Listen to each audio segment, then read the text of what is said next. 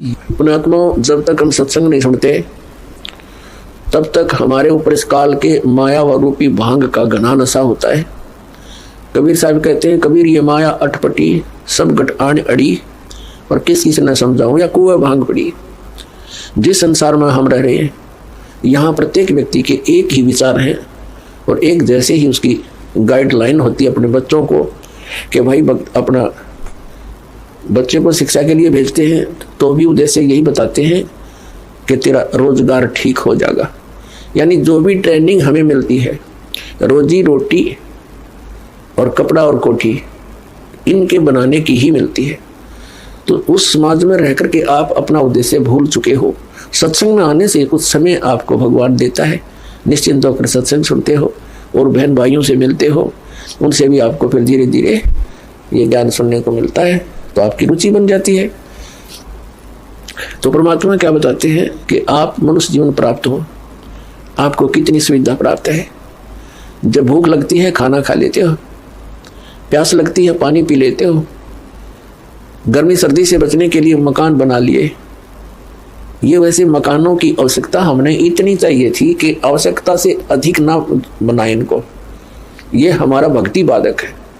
जो भक्ति करना चाहते हैं, मोक्ष कराना चाहते हैं, तो उनको इन सब नियमों को फॉलो करना पड़ेगा जो बताए जाते हैं, क्योंकि वो भक्ति में बाधक है।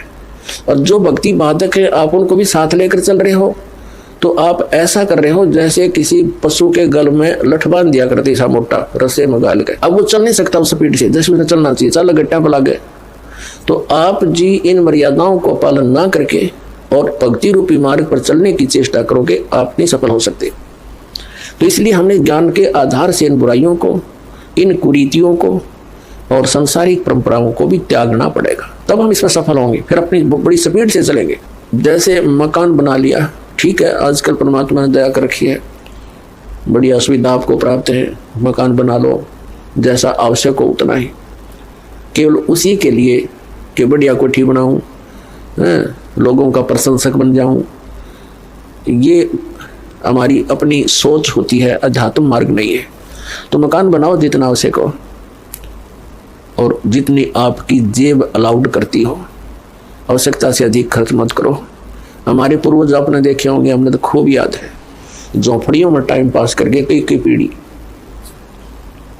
उनका तो इतना काम है, एक चारपाई डालनी है आपने, चाहे 10 कमरों का मकान है आपका, एक कमरे में एक कोने में 3 बाई 7 फुट की जगह चाहिए आपने। घोड़े तो घड़िया तो मोगली है।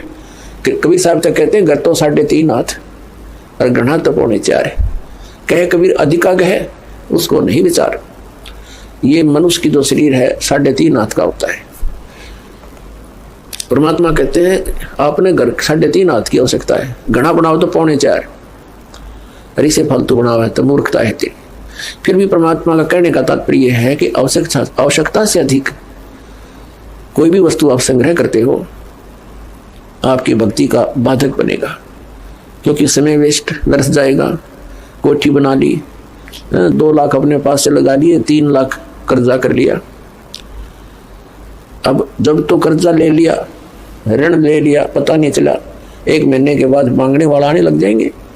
चैन गई, रात न नींद आवा नहीं, और भक्ति का भी नाश, और कोई ठीक है काम आई आपके। तो इस प्रकार हमने भक्ति मार्ग में जो बाधाएं हैं उनको त्यागना पड़ेगा।